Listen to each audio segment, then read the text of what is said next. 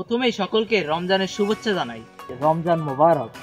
রমজান পুরো পৃথিবীবাসীর জন্য আল্লাহর এক বিশেষ রহমতের মাস। এই রমজান মাসে মহান আল্লাহ তাআলা তার বান্দাদের গুনাহ মাফ করার জন্য সকল রাস্তা খুলে দেন এবং আল্লাহ এই রমজান মাসে শয়তানকে বন্দী করে রাখেন যেন তার বান্দারা সহজে আল্লাহর নৈকট্যে পৌঁছতে পারে। চলুন এ বিষয়ে আজকে আপনাদের সাথে আলোচনা করি।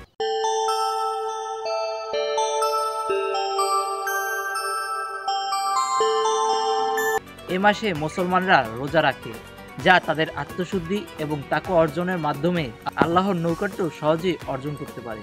এ মাসে পবিত্র কোরআনুল কারীম নাজিল হয়েছিল। এ মাস খুবই তাৎপর্যপূর্ণ একটি মাস।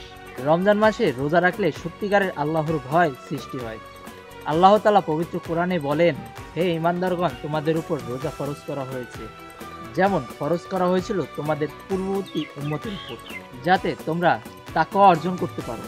তাই বেশি বেশি কোরআন পাঠ এবং জিকির করা উচিত। পবিত্র হাদিস শরীফে হযরত মুহাম্মদ সাল্লাল্লাহু আলাইহি সাল্লাম বলেছেন, যে ব্যক্তি বিশ্বাসের সাথে এবং সওয়াবের আশায় রমজানে রোজা রাখে, তার অতীতের সমস্ত গুনাহ মাফ করে দেওয়া হয়। এ মাসকে 3 ভাগে ভাগ করা হয়েছে।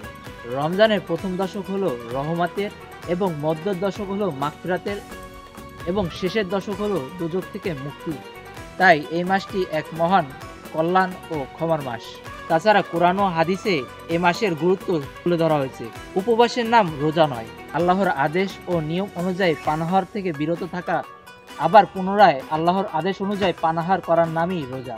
এ মাসের অন্যতম রাত হলো লাইলাতুল কদর বা শবে কদর। এই শবে কদর রাতের ইবাদত হলো 1000 বছরের ইবাদতের চেয়ে উত্তম। এই রাতের ইবাদত মানুষের মধ্যে আল্লাহর ভয় এবং ভালোবাসা সৃষ্টি করে। এই রমজান মাস হলো সর্বোচ্চ সদকা ও দান করার শ্রেষ্ঠ মাস।